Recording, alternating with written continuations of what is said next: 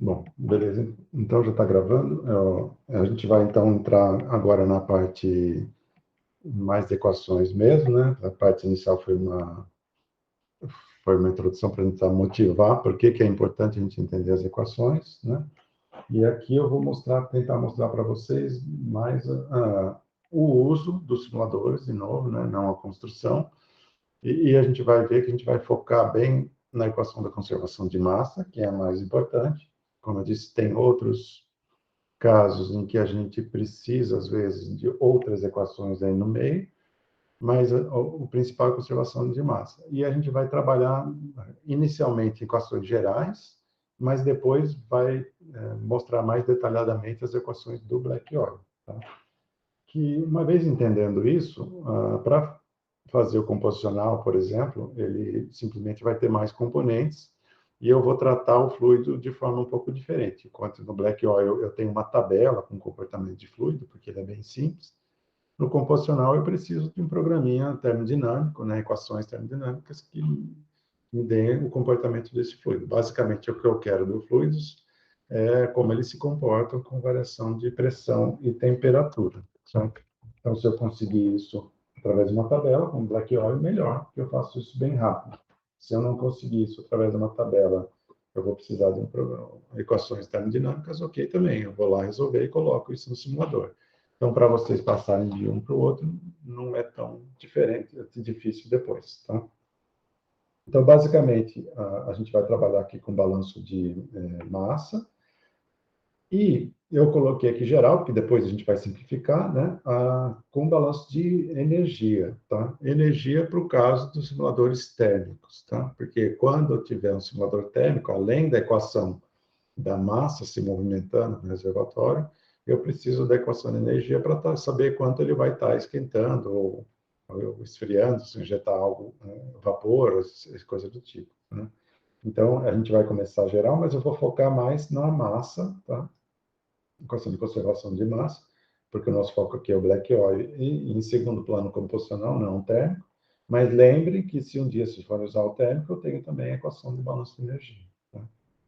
E o que a gente vai aplicar aqui é aquilo que a gente já falou, condições iniciais, condições de contorno, e resolver aquele sistema de equações parciais aí que a gente falou para vocês na primeira parte da aula. Tá? Então, o número de equações vai depender disso tudo, que a gente já falou também. Aqui tinha uma revisão, né, que era a segunda aula, para passar para a primeira, acho que não precisa. Aqui, a própria solução aí, né, que aqui pus os dois extremos, né? Aqui seria uma simulação bem simples e uma simulação numérica. A simulação bem simples, na verdade, um modelo bem simples pode ser o próprio balanço de materiais, ou uma curva de declínio, ou hoje, como vocês ouvem falar muito, né, análise de dados, não em modelos, né, já devem ter ouvido falar, porque data-driven models são modelos que só usam os dados e não usam física nenhuma para prever o futuro, né. Existe isso também, né, existem aqueles modelos bem mais simples que levam em conta a física, que é o balanço de materiais, existem modelos que só levam em conta os dados, que é o data-driven, em particular eu acho que esses modelos são muito úteis para curto prazo, mas para longo prazo é muito difícil eu incorporar algo que o próprio machine learning aí, ou técnicas consigam saber como que o reservatório vai se comportar sem ter alguma física por trás aí no processo. A curto prazo funciona bem, mas a longo prazo eu acho que não, né? Mas essa é a minha opinião. Não quero entrar em polêmica, tem gente que diz que não precisaremos mais de modelos de simulação no futuro, que o acompanhamento com sísmica 4D e mais análise de dados seriam suficientes, né? Eu discordo um pouco disso, porque o modelo nos ajuda a fazer uma previsão mais confiável. E aí tem vantagens e desvantagens, a gente já falou um pouquinho disso aqui, eu não vou passar. Basicamente, então, o que a gente vai trabalhar no simulador, isso daqui a gente já passou também, vou passar rápido. Aí o que a gente vai construir aqui ao longo das próximas aulas é isso daqui, né? É transformar esse modelo físico que a gente viu aí nas palestras, eu falei um pouquinho na introdução para vocês, nas equações, e aí como que a gente vai passar essas equações matemáticas para o modelo numérico, como é que a gente estabelece aí o modelo computacional, que é estabelecer as condições iniciais, que é o estado de equilíbrio aí do reservatório no início, condições de contorno e como esse estado do reservatório muda com o tempo, certo? E daí a gente parte para as aplicações. Isso aqui no nosso curso a gente já viu as aplicações antes, né? Então, está invertido.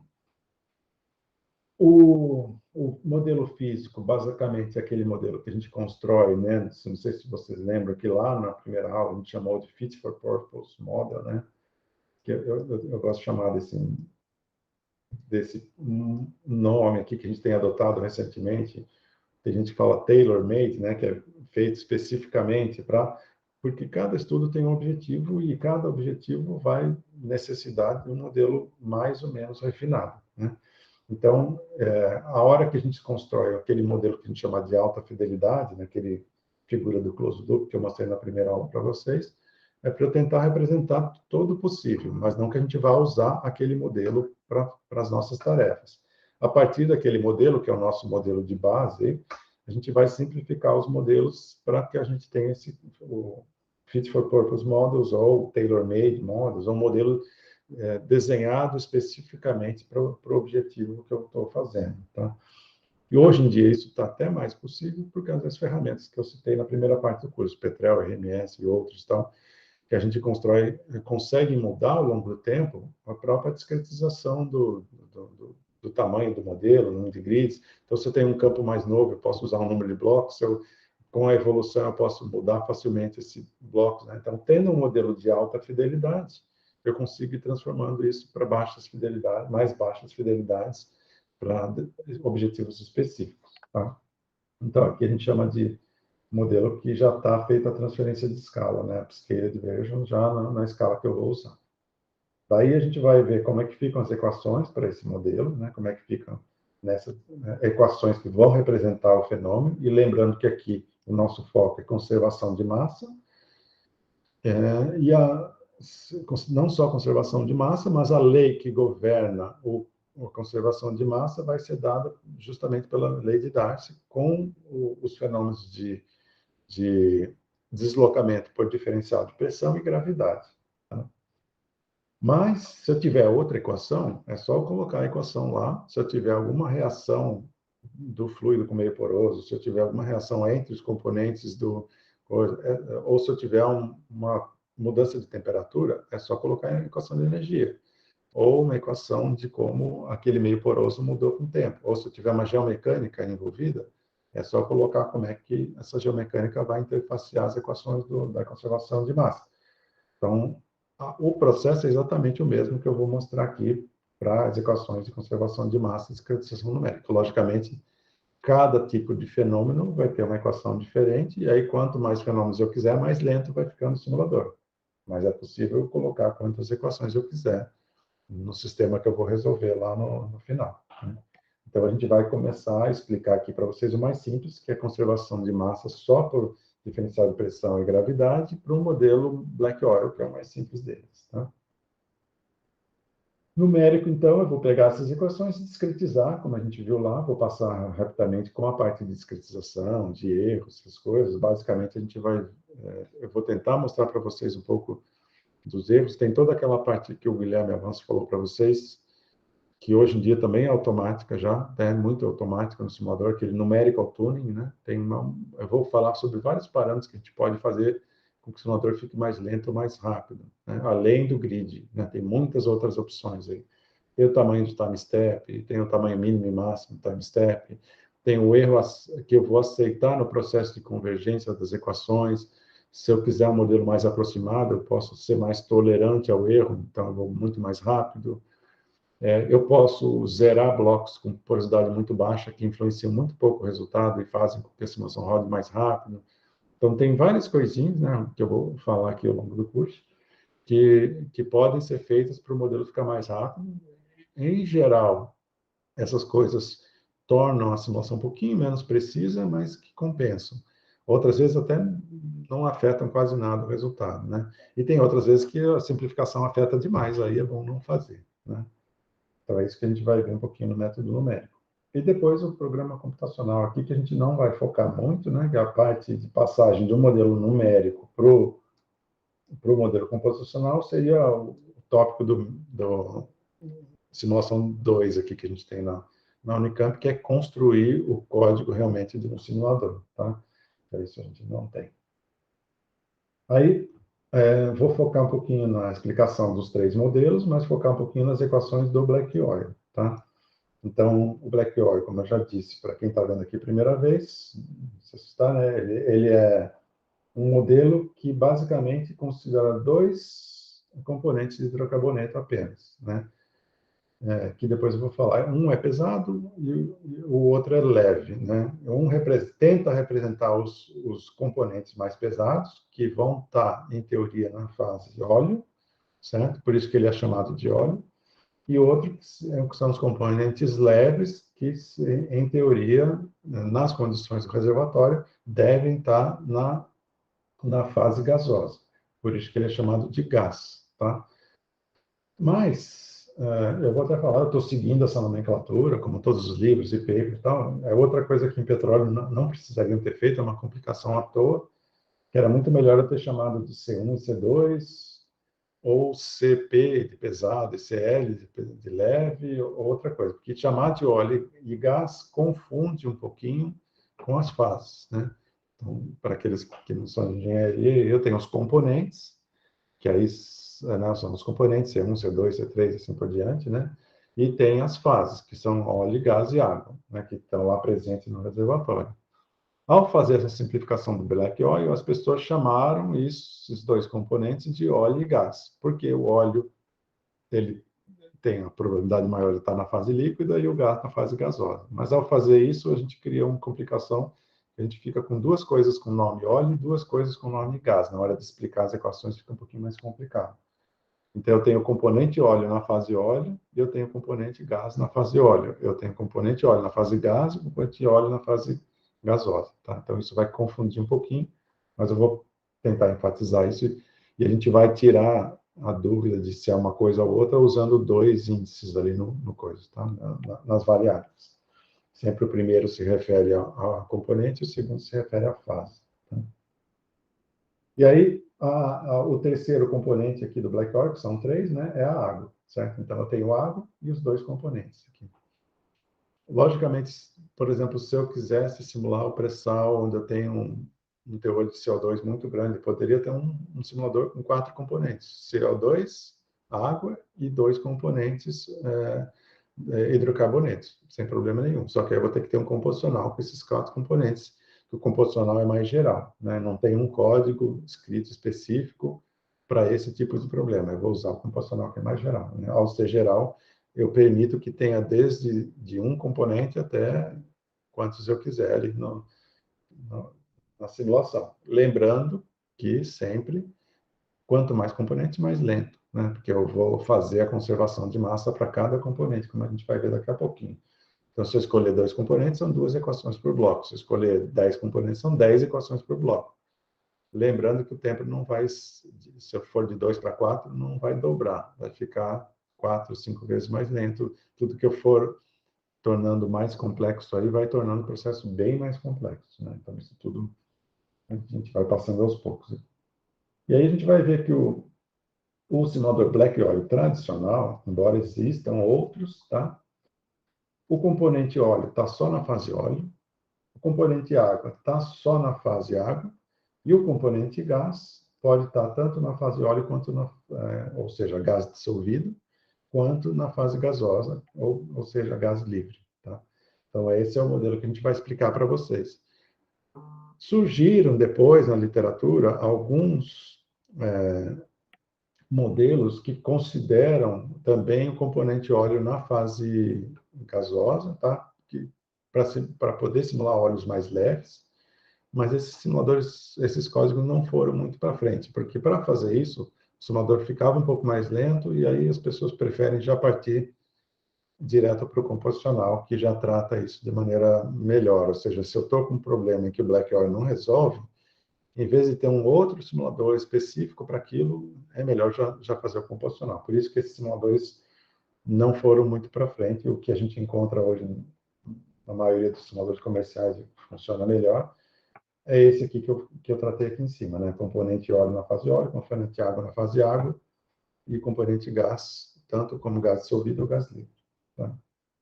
No composicional, eu tenho um número livre de hidrocarbonetos, né, mais a água e, eventualmente, mais o CO2, mais qualquer componente que eu queira incluir ali, que o código permita, eu posso fazer, né? Basta que eu descreva lá na termodinâmica, lá nas propriedades, como que aquilo muda com pressão e temperatura. Em algum lugar eu tenho que estar isso, mas aí eu posso ter quantos componentes eu quiser. E esse tipo de simulador é mais adequado, a gente vai ver por quê, né? Quando eu não tenho óleos pesados, ou seja, quando eu tenho óleo volátil, quando eu tenho fluidos miscíveis, quando eu tenho gás condensado. Essas situações são situações em que eu tenho mudança de fase muito frequente, né?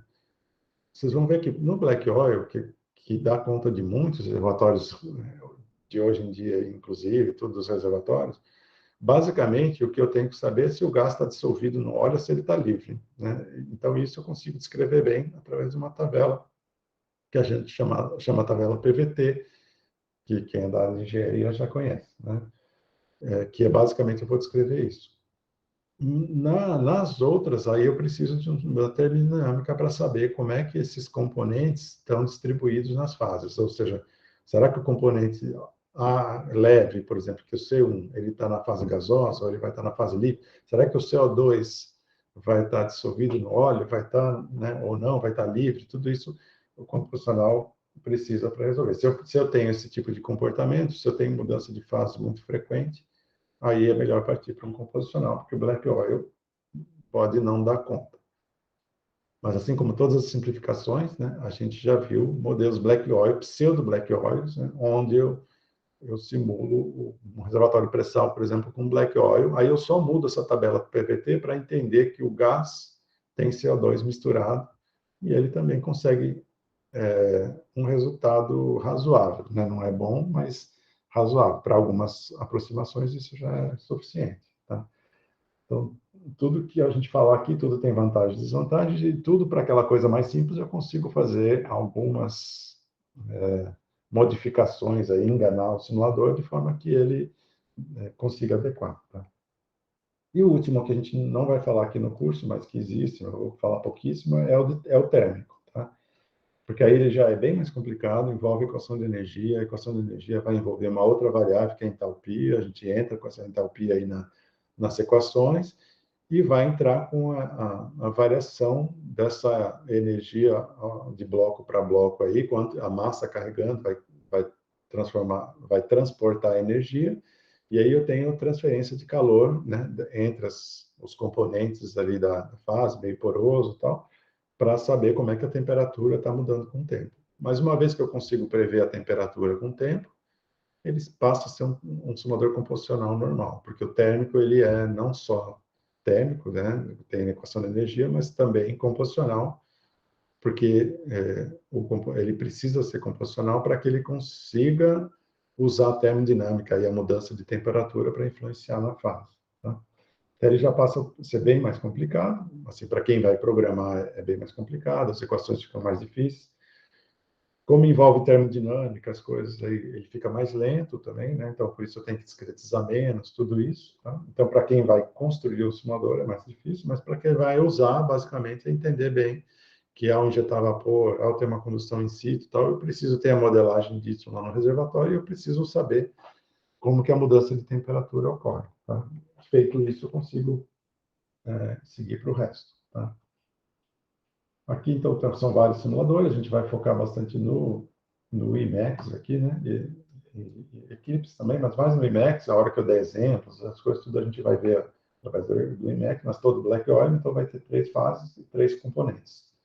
Ou seja, 3 equações para cada bloco que eu tiver na minha simulação, e essa equação é resolvida para cada time step. Então, se eu tenho 1 milhão de blocos, eu vou resolver 3 milhões de equações para cada time step. Se eu tiver 1000 time steps, eu vou resolver 1000 vezes 10 milhões de equações. É por isso que o simulador é lento. Né? Bom, aí então a gente vai para aquele... Oi, pode falar. Só fazer uma perguntinha. Você enfatizou aí na aplicação térmica nos postos de injeção de vapor, mas existe alguma consideração no sentido assim inverso do efeito da água fria no reservatório? Existe alguma possibilidade de problema resultante disso, alguma coisa assim, que tem que ser estudado, não? Boa pergunta. Isso já foi estudado, né? Porque eu falei da parte quente, mas esqueci de comentar sobre a parte fria, né? Se eu estou injetando um fluido numa temperatura diferente da temperatura do reservatório, da mesma forma que o vapor vai esquentar, a água fria vai esfriar, né? Então, tem esse efeito que é outra coisa que, ao usar um simulador Blackwell tradicional, composição simulador, eu tô negligenciando, né? Então, é importante, seria importante, se esse efeito for importante para o fenômeno em si, eu estar modelando isso. Aí, se eu quiser modelar isso, eu tenho que fazer através do térmico mesmo. Acontece que, para os problemas que a gente tem, para os problemas, chegaram à conclusão, ao longo dos anos, dos testes, das coisas, que não é necessário eu modelar essa variação de temperatura para baixo aí. Ela vai influenciar pouco os resultados, ela vai ter um erro envolvido, porque propriamente, principalmente perto do injetor, então injetando água fria, ele vai abaixar a temperatura. Ao abaixar a temperatura, eu vou ter uma temperatura, a termodinâmica, ele, em teoria, mudaria, né? Mas isso não é considerado no composicional. Aí eu teria que considerar a equação de energia da mesma coisa, ou usar um simulador térmico para isso. Mas, em geral, por exemplo, para os reservatórios que a gente injeta água mais fria, ela não é tão mais fria assim para afetar o comportamento do reservatório, então isso em geral, desprezado, né? Mas é uma boa pergunta, assim, é mais um erro que a gente acrescenta na lista ali das coisas que eu vou falar para vocês aí no início do curso. Se eu estou injetando uma água fria, eu vou ter uma temperatura que vai ser diferente no reservatório, principalmente perto do injetor, e longe do injetor, tudo bem que ela vai esquentar ao longo do tempo, né? Conforme ela vai avançando, ela vai esquentar. Ela vai assumir a temperatura do meio poroso ali, que é muito grande, e ela vai acabar esquentando, sabe? Mas perto do injetor, ela afetaria, certo? Mas perto do injetor também, a tendência é ter cada vez mais só água, né? Só água movimentando água. Então, o efeito disso não é muito significativo, né? E aí chegaram à conclusão que não precisa disso para os relatórios que a gente modela normalmente, tá? Em particular, eu não tenho muita experiência com esse tipo de teste. Eu não lembro de ter lido muita coisa sobre pessoas que fizeram, por exemplo, poderia ser feito um teste com um modelo térmico e um composicional, né, comparando o reservatório, injetando água fria, considerando a equação de energia e vendo a diferença de resultados, para ver se deu diferente ou não, né? Mas não lembro de ter lido muita coisa sobre isso, né? Se esclareceu, e se não, você pergunta de novo. Não esclareceu, obrigado. Então, a gente vai pelo processo tradicional, né, que a gente viu aqui, escolher o simulador, escolher um modelo. Então, no nosso caso aqui, a gente vai dar exemplo de simulador, black oil, número de layers, né, e aí eu vou ter que saber qual o processo de recuperação aqui, lembra que eu falei para vocês? Se o cone de água vai ser importante, se não, se os fluidos injetados, ou se a água do aquífero vai ter uma componente gravitacional muito diferente do óleo, do gás. Se o gás injetado, por exemplo, vai subir, vai formar uma capa de gás. São vários exemplos aí, tem até um exemplo interessante para quem está no projeto da Shell aí que a gente tem, que a sísmica 4D detectou, né, no exemplo que a gente está testando ali, o gás ali no reservatório, e ao mesmo tempo dados de produção davam que o gás não mudava o GOR, né, o gasão rasóleo, dizendo que eu não tinha gás livre no reservatório, né? Aí depois, estudando bem o problema, que a gente foi entender que assim, eu tinha gás no reservatório, mas ele migrava para a condição superior, e além disso ele tinha uma condição mínima, que ele até mostrava diferença para o 4D, mas ele não era móvel. A gente vai ver que a fase para ela se movimentar, vocês devem ter visto isso na disciplina de reservatórios, ela precisa de uma certa quantidade para ela ser contínua e conseguir se movimentar, né? Então, eu tenho ali na probabilidade relativa, né, uma fase. Então, nesse ponto, é um exemplo desse tipo. Mas nesse exemplo, por exemplo, né, que era um óleo pesado, com esse gás migrando, não móvel, essas coisas, eu preciso de uma discretização em layers bem maior para conseguir descrever esse avanço, essa subida do gás, esse avanço da água na vertical, tudo. Então, eu vou querer um número de layers bem grande, né? Por outro lado, um reservatório do pré-sal, que é super espesso, uma coisa, se eu tiver um número de layers, né, muito grande, eu vou ter uma limitação. Então, tudo isso eu vou considerar lá no problema, né? Tem alguns resultados do pré-sal, por exemplo, que tem aquelas supercas, né? Vocês chamam aquelas camadas de alta permeabilidade e tal. Eu também tenho que tomar cuidado com isso. Não adianta nada eu ter uma supercar no meio de um bloco de dezenas de metros aí que não vai conseguir modelar isso, né? Eu vou ter que tomar cuidado. Então, vai depender da geologia, vai depender um pouco da característica da rocha, um pouco da característica do mecanismo de recuperação. E por que a gente define primeiro os layers? Justamente por isso, né? Muito dos processos aí dependem muito da gravidade aí da porta, do escoamento nesses super layers, essas coisas. Então, eu vou primeiro colocar o número de layers mínimo, camadas mínimo que eu preciso para descrever o meu fenômeno. E aí eu vou tentar discretizar o resto nos blocos. Aí vou escolher se é 50 por 50, 25 por 25, 100 por 100, 200 por 200. Eu vou escolher o resto do grid. Tá? Daí eu tenho a escolha do implícito, explícito e outras coisas aqui, que esse daqui até não vou falar tanto assim, porque essa é uma das coisas que hoje em dia já se tornou automático. Tá? A gente tem um método que esse eu recomendo. Tem muita coisa que tem vantagem e desvantagem, né? Mas o método AIM, que a gente vai falar aqui para vocês, né, que é Adaptative Implicit Method, ele é bem interessante. Ele foi criado aí pela CMG, depois foi copiado por vários outros simuladores. Então, ele é adaptativo, né? A gente vai ver algumas características, né? O método implícito, ele resolve todas as equações. Então, se eu tiver um black oil, por exemplo, são 3 equações por bloco. O implícito, ele resolve as equações para pressão implicitamente e a dependência da saturação explicitamente. Então, ele reduz de 3 equações para uma equação por bloco. Então, logicamente, fica mais, em teoria, fica mais rápido, né? Porque ele tem menos equações para resolver. Por outro lado, ele tem algumas limitações grandes, né? No composicional também existe o IMPEC, que é implícito para pressão e explícito para o que depende de composição, né? E aí é mais vantajoso ainda, porque se eu tiver 7 componentes, em vez de 7 equações, eu resolvo uma só, né? Mas, ao fazer essa modificação, ele tem algumas desvantagens que a gente vai tratar, né? E aí tinha muitas limitações, por isso que o implícito era bem mais utilizado. Mas esse adaptativo, o que ele pegou? Ele faz um cálculo antecipado para saber quais blocos eu consigo tratar explicitamente, IMPs, né? Resolve aqueles IMPs e os outros implícitos. Então, é uma coisa que ficou automática. Se vocês souberem escolher bem a opção aí do adaptativo, ele é mais rápido, em geral, do que o implícito e resultado idêntico. Por quê? Porque ele vai resolver explicitamente os blocos em que eu não preciso, né? Por exemplo, ao redor dos poços injetores, que eu estou já lotado de água, ali não tenho nem mais óleo móvel, para que eu vou resolver 3 equações, 3 blocos, se eu sei que lá só tenho água, né? Naquele ponto, eu só vou resolver uma equação, que é como a água está se movimentando.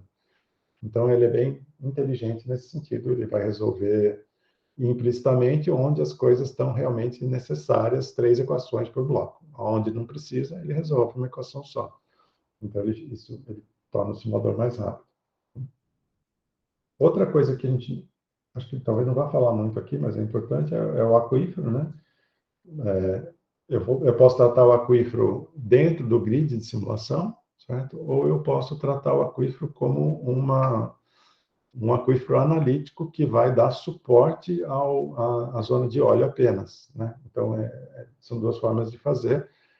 Depende muito do tamanho do aquífero. Se for um aquífero pequeno, às vezes é mais fácil colocar dentro do grid e resolver, né? Mas um aquífero grande é muito mais rápido eu mapear apenas a zona de óleo e tratar o aquífero como uma condição de contorno, como um suporte de pressão que vai injetar água ali para o reservatório. Então, tem modelos de aquíferos analíticos aí que funcionam muito bem e tornam a simulação muito mais rápida também, tá? Então, como não faz muito parte do coisa assim, a gente não vai ver muito detalhe aqui, mas é simples usar também, né? É só não mapear o aquífero no próprio grid e colocar o aquífero analítico, e esse aquífero pode ser ajustado também, né? A força com que esse aquífero tem e tal, eu posso fazer parte do ajuste histórico da simulação de dados, né?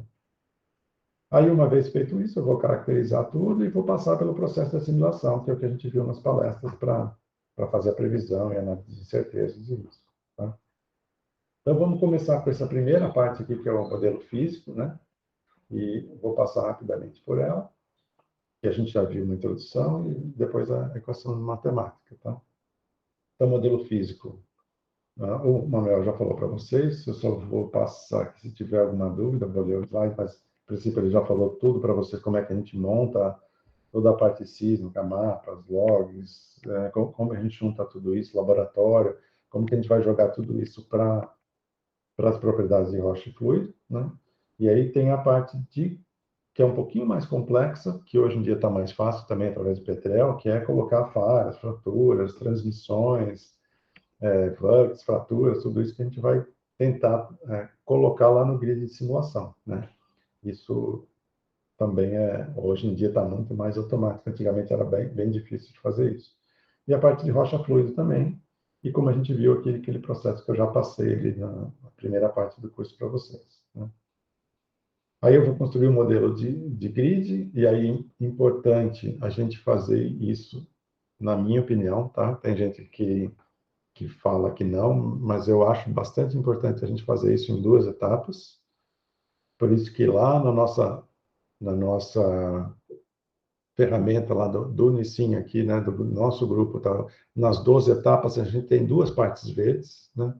Uma parte verde é a construção do modelo de alta fidelidade e a outra parte verde é a redução da fidelidade para o problema, né?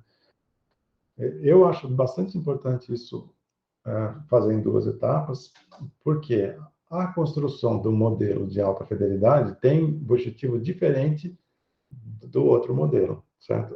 Eu quero preservar o máximo possível das características geológicas aí do reservatório, de falhas, fraturas, vugs. Eu quero preservar o máximo disso porque eu quero ter esse modelo como base para construir os outros modelos, certo? Então, se eu vou fazer um modelo simples de 100 mil blocos, por exemplo, eu não vou pegar, eu não deveria, tá? Embora muita gente faça, mas na minha opinião não deveria, fazer o modelo direto do grid lá em 100 mil blocos, né? Ou num bloco muito grosseiro de 200 por 200 por 10 metros, por exemplo, lá e coloco lá no reservatório de pressão. Por que eu não deveria fazer isso? Quando a gente na aula que a gente falar de transferência de escala, eu vou explicar um pouquinho disso, mas eu acho que a gente deveria construir um modelo fino e depois fazer um processo de transferência de escala, porque o modelo fino tem como fundamento preservar as características físicas, né, detalhadas do reservatório, e o modelo de simulação mesmo, que é o que a gente faz na segunda etapa, que é o que o Guilherme Avanço deu para vocês, passando por esse processo de transferência de escala, ele tende a preservar o fluxo. E isso são coisas diferentes, certo?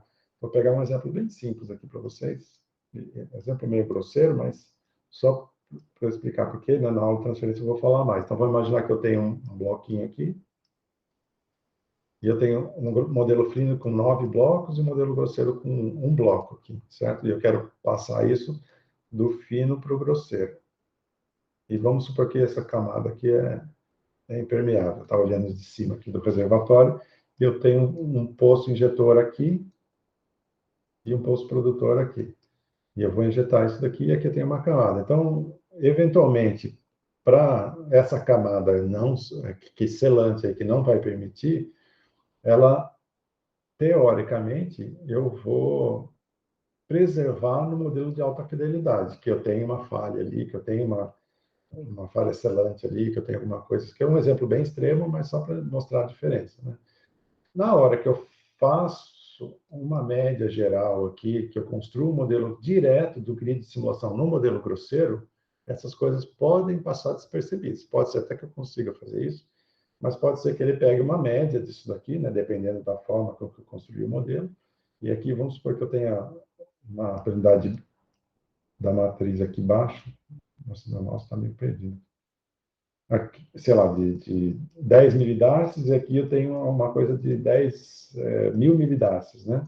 Um darcy, por exemplo, bem extremo aqui, ao contrário, né? Desculpa, aqui é baixo, aqui é 1 milidarcy e aqui uma probabilidade alta, né? Depois uma fratura, poderia ser um canal também, a mesma coisa, né? Então, na hora que eu vou fazer um grid direto, pode ser que isso passe despercebido e eu pegue uma permeabilidade média aqui no grid grosseiro, né? Enquanto que, se isso daí for uma falha, mesmo selante, eu vou ter fluxo zero aqui.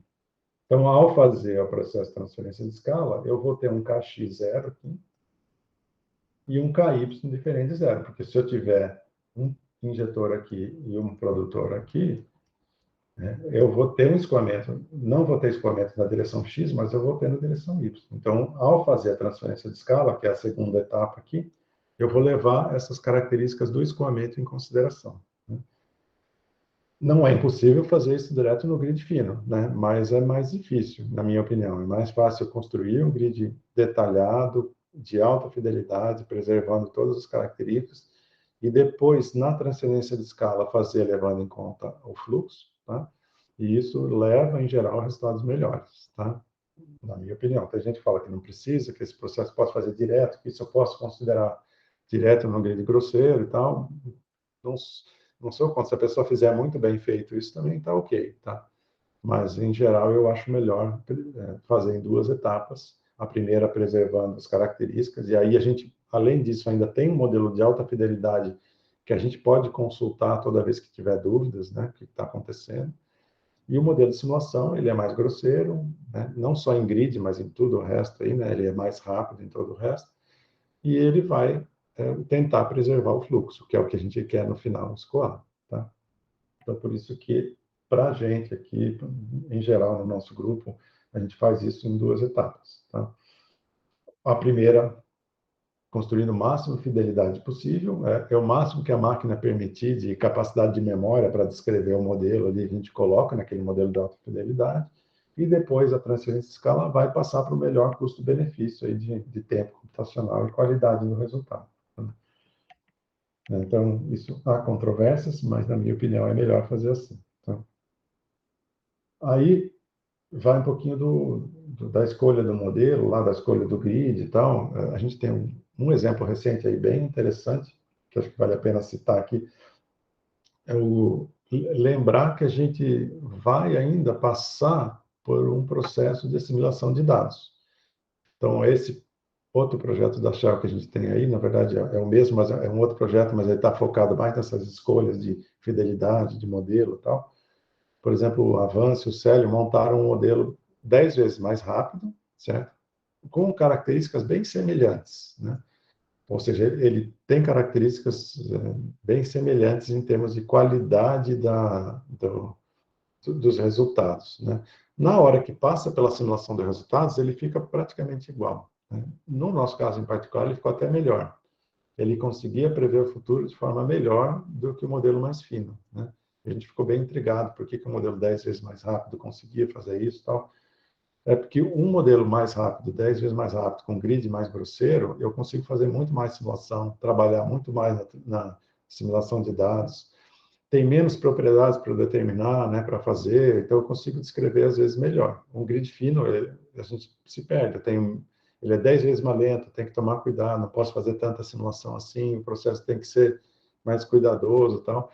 No final do processo, lá, o nosso modelo mais grosseiro, ele reproduzia melhor os resultados depois de ajustado. Antes de ajustado, ele era pior, mas depois de ajustado, ele era até melhor do que o outro no futuro. Ficava praticamente igual, mas, assim, considerando os comportamentos dos postos, as coisas, ele era até melhor. Então, isso, de novo, mais um ponto para a gente levar em consideração aí a hora que a gente estiver escolhendo aqui o grid, tá? Lembrando que a gente vai ainda passar por um processo de calibração que vai ajudar um modelo mais grosseiro a ficar calibrado. E aí passa por todo o processo aqui, acho que eu vou. Então, vamos começar aqui nas equações, né? Então, a equação que a gente tradicionalmente tem massa, energia e momento. Essa daqui a gente usa quase nada, a gente vai usar só em situações bem específicas, se a gente tiver alguma coisa, mas, em geral, para petróleo a gente usa pouco. Poderia colocar aqui também para quem trabalha com geomecânica, que algumas pessoas falam que pressão é importante e tal, eu colocar aqui as equações também de geomecânica, tá? Mas as equações que a gente vai usar, basicamente, são massa e energia. E para o black oil tradicional e composicional, massa. Tá? As propriedades, então, eu vou querer representar as propriedades do meio poroso, que é o que a gente tem, né? E as propriedades do fluido e rocha fluido, que basicamente são termodinâmica e pressão capilar, permeabilidade relativa, né? É o que a gente precisa aqui. Porosidade, para representar a rocha, permeabilidade, propriedades de fluido, né? Que a gente, no composicional, usa termodinâmica e no Black Oil uma tabela simples, e pressão capilar e permeabilidade relativa, né? São as propriedades que a gente precisa aqui para representá-la no meio poroso, dado que a gente já assumiu que é a lei de Darcy que vai ser a base para o nosso equacionamento matemático para o processo, né? Além disso, a gente tem algumas equações adicionais que a gente usa, que na verdade não são necessárias, mas a gente usa mais para a gente não ter tantas equações assim, certo? Então, teoricamente, por exemplo, eu tenho saturação de óleo, água e gás para resolver, mas eu não preciso resolver as três, por exemplo, porque eu sei que uma é a outra menos as duas, né? Então, na hora que eu estou resolvendo uma equação lá no meio poroso, eu posso assumir que a saturação de óleo ela é 1 menos saturação de água menos saturação de gás. Então, já eliminei uma variável aqui do meu problema, não preciso resolver as três saturações, né? Então, assim como a gente faz isso, a gente pode fazer isso para a composição, né? A composição de tudo, somada a fração molar de todos os componentes, vai dar 1. Então, eu posso já reduzir 1. Então, eu tenho essas equações adicionais que vão reduzir um pouquinho o número de equações, tá? Mas também não precisaria, eu poderia até incluir essa equação no meio das outras para resolver. Eu vou explicar por que a gente reduz para ficar com equações para resolver parecidas, tá? Aí, no nosso caso, a gente não vai ter nenhuma reação química aqui, né? Então, a gente vai basicamente movimentar o fluido por diferencial de pressão e gravidade, que é a principal coisa no fluxo multifásico aqui no reservatório. Vou estabelecer as condições de equilíbrio iniciais. Se eu estiver simulando um reservatório que está lá desde o início, né, da produção, ele vai estar em equilíbrio, certo? Ele está lá parado, em equilíbrio, com os fluidos paradinhos. Então, eu tenho que saber representar esse equilíbrio inicial, que são as nossas condições iniciais. A gente vai ver que os poços são perturbações que a gente coloca nesse equilíbrio, ou seja, a gente vai acrescentar pontos de baixa ou alta pressão aí. Então, se eu tenho um poço produtor, eu vou colocar um poço de baixa pressão, que vai fazer com que a gente produza o fluido, né? E um poço injetor, o inverso. Então, esses desequilíbrios é que vão causar a movimentação do fluido. Então, para isso, eu preciso saber as condições de contorno, certo? Condições de contorno tanto do reservatório, que pode ser, por exemplo, um reservatório fechado, né? Ou um reservatório com aquífero, onde eu tenho uma vazão constante, uma pressão constante alimentando esse reservatório. E eu tenho condição de contorno, que são os poços, né? Que são, na verdade, fontes, que a gente chama de... Nas equações, a gente trata isso como fontes ou sumidouros, né? São pedaços do reservatório, a gente vai injetar ou tirar massa. E aí eu tenho os aquíferos, que a gente pode trabalhar aqui, e as fronteiras do reservatório. Através disso daqui, a gente vai montar as equações, tá? Opa. Desculpa que aqui acabou essa... Aqui está dividido em várias apresentações, pessoal. Então, é só paciência que eu vou mudando as apresentações aqui do...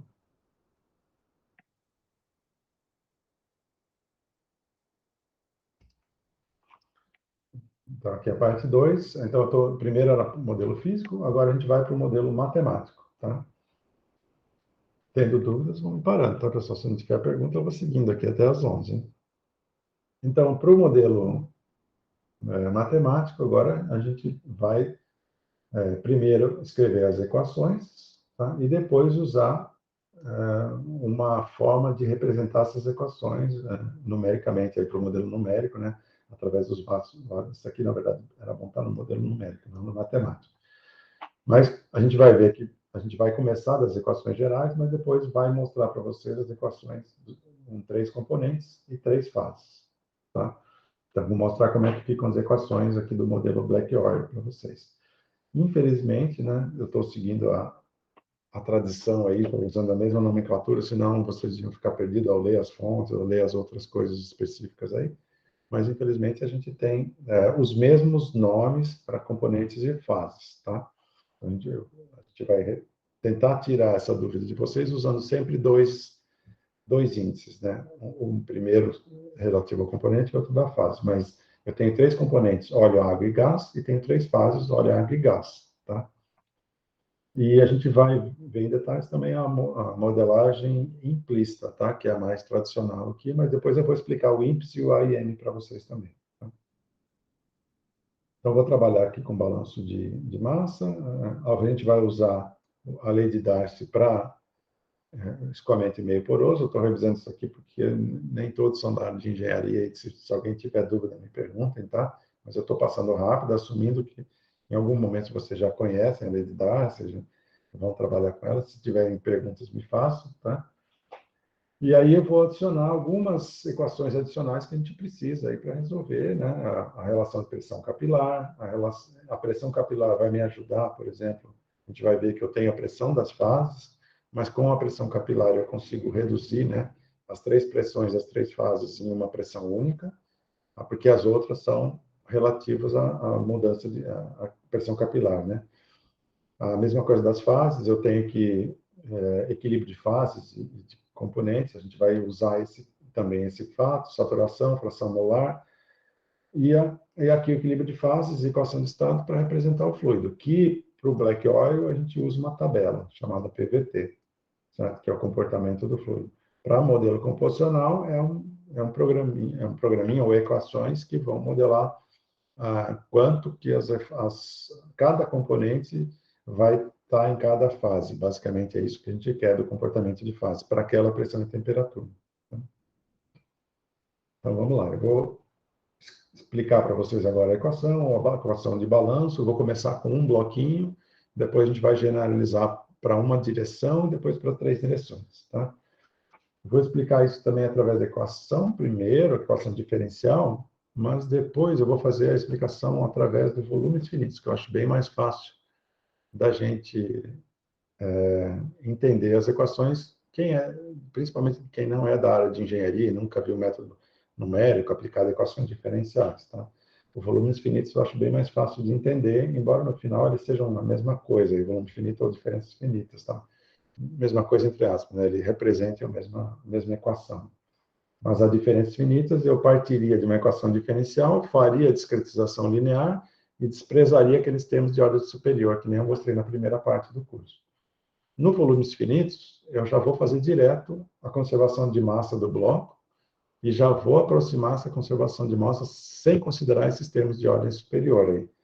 Então, ele é mais fácil de entender, mas ele não nos ajuda a entender o erro numérico, né? Como o nosso foco aqui não é fazer estudo detalhado de erro numérico, quanto que a equação está causando de erro, quanto que a discretização está causando de erro e tal, o volume infinito é mais fácil de entender. Tá? Então, eu vou mostrar as equações, mas vou tentar explicar como o simulador tem os termos lá, usando o volume infinito. Tá? Se ficar confuso, me fala, eu tento explicar de forma diferente. Então, vamos lá. Tem um bloquinho, a gente vai trabalhar sempre, então, com essa sigla aqui, tá? Então, esse tipo de sigla aqui, lembra que o primeiro índice é sempre o componente, o segundo índice é sempre a fase, tá? Então, se eu tiver, por exemplo, com alguma coisa OO, significa do componente óleo na fase óleo. Se eu tiver alguma coisa com OW, componente óleo na fase água, e assim por diante, tá? A gente vai começar genérico, porque essa formulação serve tanto para composicional quanto para black oil. Mesmo para o black oil, serve para um black oil estendido, que a gente chama, né? Que é aquele que considera o óleo na fase gás, assim por diante.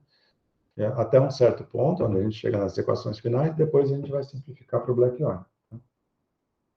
Massa, que é sempre massa, então, né? E esse pontozinho é sempre fluxo, tá? Então, fluxo de massa, fluxo volume, né? Fluxo volumétrico, aqui no caso é fluxo de massa. Eu vou começar também explicando o fluxo de massa, que é mais fácil de entender, mas as equações Black Oil a gente vai ver no fluxo volumétrico, que é como elas estão em 99% dos livros e papers, essas coisas, tá? E aí tem aquela complicação que, para transformar de massa para volume, eu tenho que fazer uma transformação aí de composição. Isso torna a equação um pouquinho complicada, mas não é também nosso foco entrar muito em detalhe, tá? Mas se ficar dúvida, estão me parando. Então, aqui eu tenho um fluxo de massa que entra aqui no lado esquerdo, então pegando só a direção X, né? Nas outras direções a mesma coisa.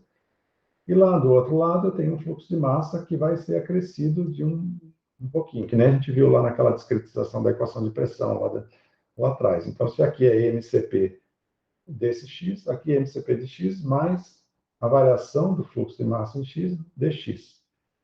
Certo? A mesma coisa vale para Y e vale para Z. Né? Então, eu posso discretizar isso daqui, né? Essa variação do fluxo de massa no tempo, através dessa somatória das três variações de massa nas três direções x, y e z. A massa, em particular, que está mostrada aqui embaixo, ela, eu vou tentar escrever aqui para ficar fácil, né? Ela vai dar, pela lei de Darcy, a gente vai ver que ela é, desculpa, a lei de Darcy não, ela é a velocidade, certo? Então, aqui eu estou pegando a velocidade da fase, certo? Então, se eu pegar a velocidade da fase, por exemplo, a velocidade da fase óleo, a minha unidade aqui é metros por segundo. Certo? Se eu multiplicar isso pela massa específica da fase, eu vou pegar aqui a massa específica da fase, então qualquer sigla que vocês não conhecem, me avisem, tá? Massa específica é quilograma por metro cúbico, certo? Se eu multiplicar isso daqui, então, se eu pegar a velocidade da fase e multiplicar pela massa específica da fase, e ainda dividir aqui por x, né, que eu tenho aqui na unidade, então estou dividindo aqui por metro, e estou multiplicando aqui por volume, multiplicando por volume, metro ao cúbico. Então, eu estou pegando a dimensão dessa equação para vocês entenderem. Né? Então, o metro cúbico vai cancelar e o metro vai cancelar. Então, aqui eu estou pegando, na verdade, quilogramas por segundo, certo? Então, esse termo aqui, tirando o y aqui, que eu vou explicar daqui a pouquinho, ele está me dando quanto de óleo está entrando por esse lado aqui, certo? Por exemplo, de óleo que eu estou pegando aqui, ou quanto da fase, em quilogramas por segundo. Por isso que é a conservação de massa. Né? Quanto entra de massa na face da esquerda aí desse bloquinho. Né? Se eu pegar quanto entra da face da esquerda e subtrair o quanto sai pela face da direita, eu tenho a variação do fluxo de massa em x. Se eu somar isso com y e z, eu tenho a variação do fluxo de massa total do bloco. Mas o que eu tenho que trabalhar é do componente, né? E não da fase. Porque do componente, a gente vai ver daqui a pouquinho, mas a gente faz conservação dos componentes. Por que eu não faço da fase? Porque o componente que é aquilo que se preserva, né? O componente gás, por exemplo, ele pode estar na fase gás ou pode estar na fase óleo. Na hora que eu vou fazer um balanço, eu tenho que fazer um balanço do componente e não da fase. Esse é um outro erro frequente. As pessoas cometem em prova, em coisa, até em construção de simulador. O balanço é sempre de componente, não da fase, tá? Então, o balanço estou fazendo sempre do componente. Então, esse termo todo aqui me dá quanto de óleo está né, andando aqui por segundo, né, quilogramas por segundo. Mas se eu multiplicar por esse YCP, o YCP é a fração molar do componente C na fase P, ou seja, quanto que eu tenho do componente C nessa fase que eu calculei a velocidade aqui, o fluxo de massa. Então, aqui eu teria o fluxo de massa do óleo na direção X, da água na direção X do gás, e eu multiplicado pela fração molar, eu tenho o fluxo do componente. Certo? Então, esse termo aqui me dá quanto de cada componente está entrando, saindo por cada uma das interfaces aí do meu bloquinho. Tá? Então, o que a gente vai aprender a calcular aqui é quanto realmente passa de uma fase, dependendo da característica geométrica, do fluxo, da lei de Darcy, assim por diante. Tá? Mas a primeira coisa a entender é isso, estou fazendo um balanço de massa. Depois, logicamente, a gente vai ver também que se eu tiver um bloco aqui, se eu tiver um poço nesse bloco aqui, eu ainda vou ter que contabilizar que saiu massa ou entrou massa por injetor, assim por diante. Tá? Não ficando claro, vocês me avisam. A gente travou aqui também.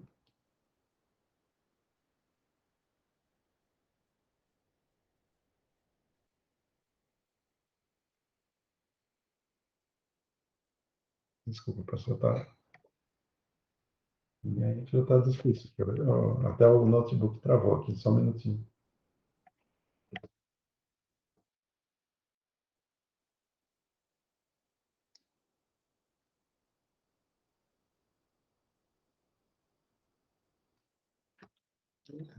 Eu vou pondo a apresentação no computador aqui. Se lá não voltar, eu vou pelo PDF aqui do computador. Só um minutinho, pessoal.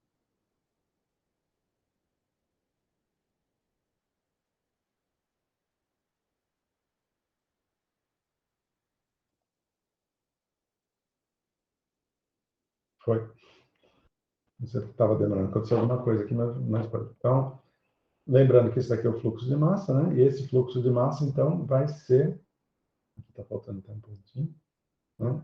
Aquilo que a gente viu ali, né? Então, a área, né, que é o metro cúbico por metro lá que a gente tinha falado, então dá metro quadrado, a velocidade da fase na direção x, a massa específica e a fração molar, certo? Então, é isso que a gente vai ver, e logicamente essa área aqui é a área transversal, né, o dx dy. Eu estou trabalhando, se eu estou trabalhando no x aqui, desculpa, é o dy dz, que é essa área aqui, certo? A área do lado esquerdo. Então, se a área do lado esquerdo é o dy dz, certo? Porque eu estou trabalhando na área transversal à direção que eu estou fazendo. Logicamente, para o y, a mesma coisa, para o z, a mesma coisa. A gente vai ter isso daí. Né? Na hora que eu estou escrevendo a equação diferencial, então eu vou ter um gradiente disso, né? O gradiente, porque é o gradiente? Porque eu vou discretizar esse modelo e eu quero saber o gradiente. O gradiente é basicamente eu quero calcular a diferença de x, y e z, certo?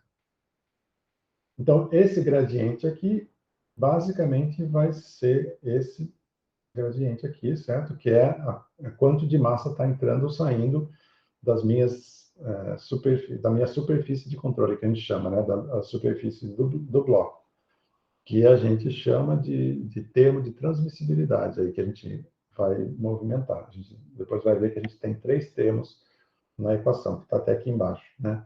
Tem um termo de fluxo, que a gente chama, tem um termo de poço, que a gente chama aqui, e um termo de acumulação. Então, esse é o primeiro termo, que é quanto passa de fluido pelas interfaces do bloco com os blocos vizinhos. Né?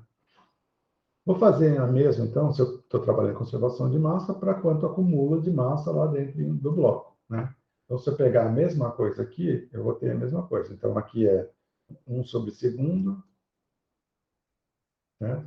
Porosidade não tem unidade, fração molar também não, massa específica quilograma por metro cúbico, e eu vou multiplicar isso daqui pelo volume também, né? Depois a gente vai ver aqui, que aqui embaixo ele está multiplicado pelo volume, que é metro cúbico, o volume do bloco. Então, aqui vai me dar o volume do bloco vezes a porosidade, vai me dar o volume poroso, e isso daqui, então, vai me dar quanto está variando de quilogramas por segundo, né? Quanto está acumulando ou perdendo de massa no bloco. A hora que eu multiplico isso também pela fração molar do CP, eu tenho quanto está variando do componente no bloco. Então, isso aqui é o termo de fluxo, que é isso aqui, que é quanto está passando de fluido pelas superfícies de controle. Esse termo aqui é quanto está acumulando ou perdendo, né, de massa no próprio bloco, no tempo, a mesma unidade, né, lógico, tem que ser a mesma equação, só que um é fluxo de massa, quilograma por segundo, e outro é variação de massa no tempo. E o terceiro termo da equação, que a gente vai ver, é um termo fonte, o sumidouro, né, que são os poços, que para o petróleo é importante aqui, que é logicamente é da onde eu vou medir a injeção e produção do campo. Né? Então, aqui eu vou ter a vazão, né, da fase, que está multiplicada. Se eu multiplicar a vazão da fase pela massa específica, vai dar a vazão mássica, e a vazão mássica multiplicada pela fração molar vai me dar quanto do componente está sendo produzido ou injetado. Então, a mesma coisa, a gente vai ter o termo de poço aqui, que a gente vai trabalhar de forma independente. Eu vou explicar para vocês cada um desses 3 de forma independente, depois como eles se juntam lá. Tá bom? Então, só lembrando que esse primeiro termo é a parte de termo de fluxo, tá? Então, são 3 termos, lembrem bem desses nomes, né? A gente vai falar várias vezes. O termo de fluxo, termo de poço, termo de acumulação, tá? São os 3 termos que a gente trabalha na conservação de massa. O termo de fluxo, então, tem várias formas de apresentar isso, né? Eu estou mostrando aqui algumas para vocês ficarem familiarizados com o que vocês vão encontrar, né? Tem gente que trabalha com fluxo de massa, que é o meu ponto, mas isso não é muito comum na engenharia de petróleo, tá? Ele é útil aqui para a gente chegar nas equações, para fazer o balanço, mas em petróleo vocês vão ver muito o balanço volumétrico, e esse balanço volumétrico a gente trata como Q, tá? Q de vazão, tá? Em geral, então estou usando a mesma nomenclatura aqui. E aí eu tenho a vazão nas direções todas, a gente vai usar sempre os índices IJK para as direções X, Y, Z, tá? Aqui na nomenclatura. Eu vou sempre deduzir para uma direção e depois para 3, é genérico disso, tá? Então, em uma direção, o que o termo de acumulação vai dar, né? O termo de acumulação vai dar o quanto, na direção X, né? O quanto está entrando e saindo de massa na direção X, que aqui a gente está chamando bloco I, né? Então, aqui o I menos meio é a face do lado esquerdo e o I mais meio é a face do lado direito, certo? Então, é uma nomenclatura também bem utilizada aqui para simuladores. Ou poderia usar esquerda e direita, em cima e embaixo, a mesma coisa, tá? Mais I menos meio mais meio. Então, é a vazão que está entrando, menos vazão que está saindo, menos a vazão do poço. Depois a gente vai ver que esse menos aqui pode ser mais, alguma coisa, dependendo de como a gente usa a convenção, mas eu vou detalhar esse sinal aqui para vocês também.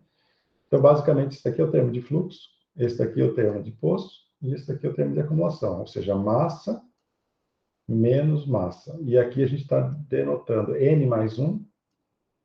N é o início do time step, e N mais 1 é o final do time step. Isso, daqui até o final do curso, a gente vai adotar essa nomenclatura, e isso é o que tem 100% quase da literatura de petróleo, tá? N é o que denota o time step. Então, eu começo com time step 0, que é o tempo inicial, depois eu vou time step 1, 2, 3, 4, 5, assim por diante, né?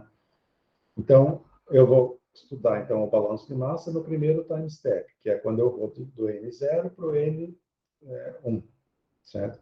E aí, nesse time step, a massa no final era a massa N mais 1, ou seja, a massa no final, menos massa no início. Isso é quanto acumulou de massa, certo?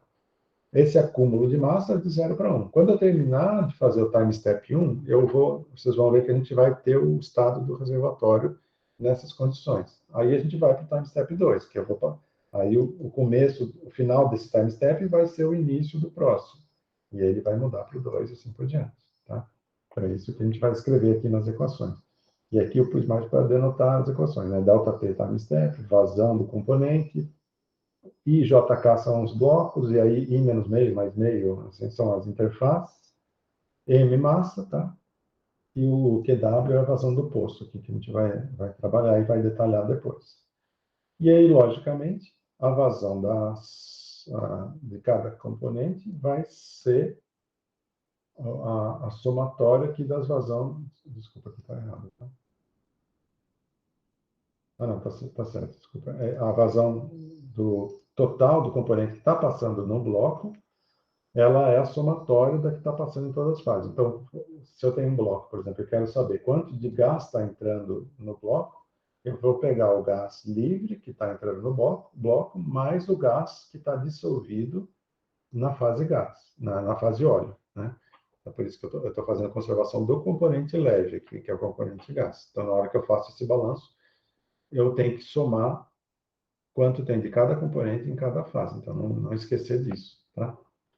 A vazão da fase, então, a gente vai ver que a gente vai obedecer à lei de Darcy. E para isso, a vazão da fase é a área, vezes a velocidade, que dá metros por segundo, vezes o ρ, que é quilogramas por metro cúbico, né?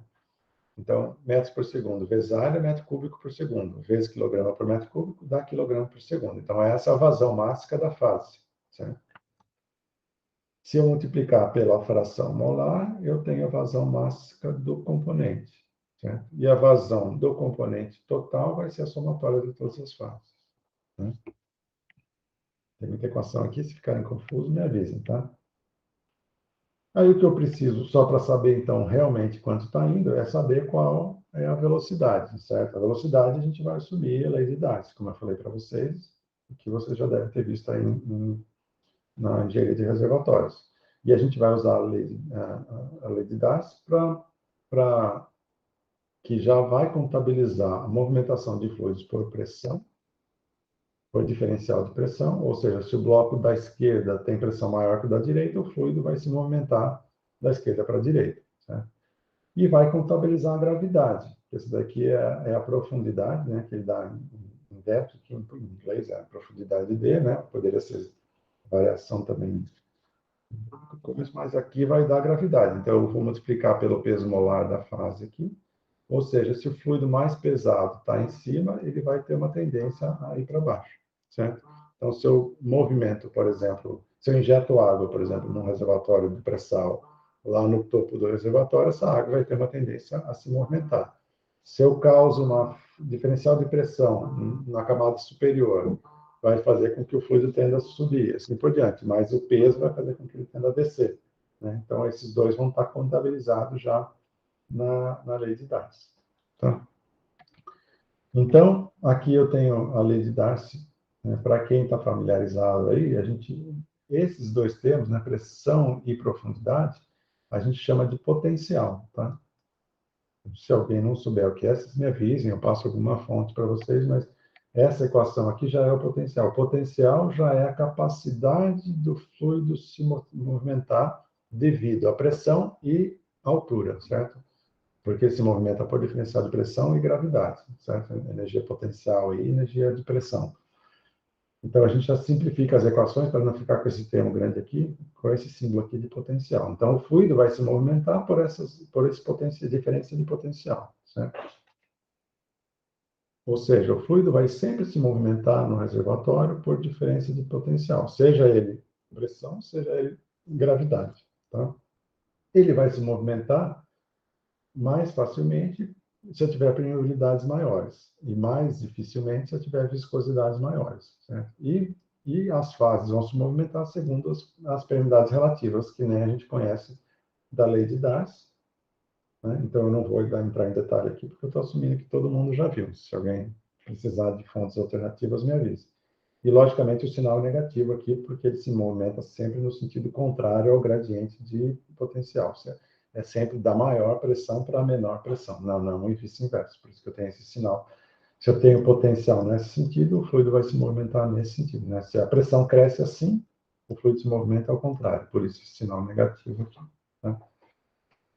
Mas, para quem nunca viu também, não vai precisar, não vou cobrar esse detalhe da equação específica, tal, só lembrar que essa é a equação que vai ser a base da movimentação do fluido no reservatório. Uma vez que eu tenho a velocidade, eu vou substituir aqui, nessa equação aqui, porque a velocidade multiplicada pela área, pela concentração molar e a massa específica vão me dar como é que o componente está viajando aí de bloco para bloco. Tá? Então, basicamente, essa é a equação que a gente vai usar. O termo de massa é mais simples, né? Eu vou pegar o volume do bloco, multiplicar pela porosidade, me dá o volume poroso, multiplicar pela saturação, me dá o volume poroso da fase, multiplicar pela massa específica, me dá a massa da fase, certo? E aí, multiplicar pela fração me dá a massa do componente. Então, isso daqui é quanto eu tenho de massa do componente no bloco. Se eu contabilizar o que tinha no final menos o que tinha no início, eu dei quanto variou de massa, certo? É isso que basicamente eu estou colocando nas equações. Então, eu estou pegando para essa equação aqui, a equação regida aí pelo lei de Darcy, de quanto entra de massa aqui é quanto sai de massa aqui é quanto varia de massa, e aí eu vou escrever uma equação para o posto também daqui a pouquinho, né? Então, contabilizando tudo isso, e aí contabilizando para a direção y e z, eu tenho a massa total que está passando aí, tá? E aí as equações vão ficando um pouco grandes, né? A gente vai simplificando um pouco de notação, mas se tiverem dúvida, me avise. Então, eu vou contabilizar aqui para as... aqui só na direção x eu teria essa equação aqui. Nossa, subiu de novo. Aqui. que então contabilizo pelo o fluido está se movimentando por gradiente de potencial, certo? Pressão e gravidade, se movimenta segundo a lei de Darcy, e ele vai se movimentar aqui na direção X nesse sentido. Aí lembra que aqui eu estava com menos, eu pus mais aqui, porque eu tenho outro gradiente potencial. O gradiente potencial é que vai me determinar se o fluido vai para um lado ou para o outro, certo? Se a pressão estiver maior aqui do que aqui, ele vai se movimentar para cá. Se a pressão estiver maior no I do que em -1, ele vai movimentar para lá. Então, o gradiente potencial é que vai indicar para que lado é a velocidade, ou seja, o sinal, né? O modelo de poço está aqui, né? Se eu estou tirando ou colocando massa do poço, isso a gente vai especificar no comecinho da próxima aula, quando a gente falar do modelo do poço. E aqui é massa no início e massa no final. Em particular, tem um termo muito interessante que você já deve ter ouvido falar, a gente fala toda hora, que é um termo que a gente chama de transmissibilidade, né? A transmissibilidade, ela é bem conhecida aqui em petróleo, porque ela justamente vai agregar todos esses fatores aqui, que não são, na verdade, esses aqui, que não são o gradiente de potencial aqui, certo? Tudo que não é o gradiente potencial aqui está juntado nesse termo, né? Isso vai me dar o grau de facilidade que eu tenho de escoamento daquele componente ali, certo? Então, se vocês olharem, por exemplo, quão fácil é eu transportar aqui o componente de um bloco para outro. Quanto maior a área, maior a massa que está passando. Quanto maior a massa específica, maior a massa. Quanto maior a fração molar, maior a massa. Quanto maior a permeabilidade, mais facilmente ele vai se transmitir. Quanto maior a permeabilidade relativa, também. Quanto maior a viscosidade, mais dificuldade eu tenho. Por isso que ela aparece aqui no denominador, né? E quanto mais longe eu tiver um bloco do outro, mais difícil também de eu ter essa movimentação, né? Então, essa transmissibilidade, ela agrega todos os fatores que vão me dar o grau de facilidade que eu tenho de escoamento do fluido do reservatório. E aí, começando na aula que vem, a gente vai tratar esse tema aqui com bastante detalhe, que é, basicamente, a gente vai ver que essa transmissibilidade, ela depende de três coisas: da geometria, incluindo aqui a permeabilidade na geometria, tá? Então, o formato do grid e mais a permeabilidade do grid vai depender da saturação, ou seja, se eu estou com esse bloco cheio de água, eu vou aumentar mais água. Se eu tenho ele cheio de óleo, eu vou aumentar mais óleo e gás dissolvido. Se estou cheio de gás, assim por diante. Então, ele depende da saturação e ele vai depender da pressão, porque alguns termos aqui, como a viscosidade, por exemplo, é a função da pressão. Se tiver pressão maior, eu vou ter uma viscosidade diferente. Então, a gente divide esse termo aqui em três, e a gente vai ver na aula por quê, né? Mas, só adiantando para vocês, a parte geométrica não muda, né? Do início ao final da simulação é uma constante, e as outras duas vão mudando com o tempo, conforme eu vou mudando a pressão e a saturação do reservatório. E a gente vai tratar cada um desses três termos de forma independente a partir do comecinho da aula que vem, tá? É só para mostrar como fica a equação, que ela fica grande aqui, né? Esse termo aqui que eu, antes de a gente encerrar hoje, esse termo aqui que eu escrevi só para x aqui, então aqui é a equação como se eu tivesse uma dimensão, só entrada ou saída de massa, né, para a direita e esquerda aqui, conservação de massa, termo de poço. E a gente denota isso daqui dessa forma aqui simplificada, tá? Isso daqui, esse termo aqui, eu denotei tudo isso daqui. Isso aqui é só para simplificar, a equação não ficar muito gigante. Isso aqui está simplificado dessa forma aqui, tá? Porque na hora que a gente vai fazer as três fases, eu vou ter os três componentes. Tem na direção X, eu tenho na direção Y, eu tenho na direção Z. Então, eu tenho que contabilizar a massa entrando e saindo em X, entrando e saindo em Y, entrando e saindo em Z, certo? Isso para um grid cartesiano, certo? Se eu tiver um grid irregular e eu tiver 8 vizinhos, eu vou ter 8 termos. Se eu tiver 20 vizinhos, eu vou ter 20 termos. Se eu tiver um vizinho, eu vou ter um termo só, tá? Então, isso daqui lembra que é o fluido que está entrando ou saindo pelas interfaces do bloco, tá? E aí, para terminar, né, antes da gente encerrar hoje, eu só vou mostrar para vocês, né, que a gente teria, então, com isso, que resolver um sistema, né? Isso daqui é uma equação que eu escrevi para o bloco I. Na aula que vem, a gente vai ver como é que a gente vai generalizar isso para todos os blocos do reservatório.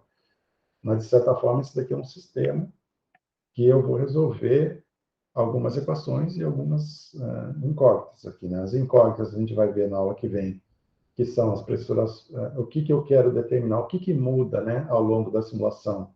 Muda a pressão, muda a saturação dos fluidos e muda a fração molar, certo? Essas são as minhas variáveis, eu quero saber como se comporta no tempo.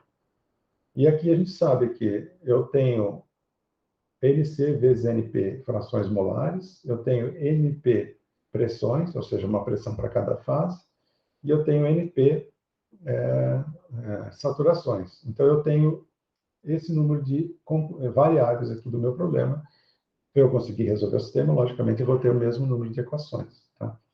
Pelas equações de conservação de massa, eu vou fazer conservação de massa para cada componente, então eu tenho NC. Pelas relações de pressão capilar, eu vou escrever NP menos 1, né? Porque a pressão capilar é entre cada fase, então eu tenho NP menos 1 equações. As equações de equilíbrio, isso a gente não vai ver em detalhes, mas eu tenho NC vezes NP menos 1, equilíbrio entre cada par, né, de fases e componentes, aí eu vou escrever. Somando as frações molares para cada fase, eu tenho 1, então eu vou ter NP equações, e somando as saturações, eu vou ter 1.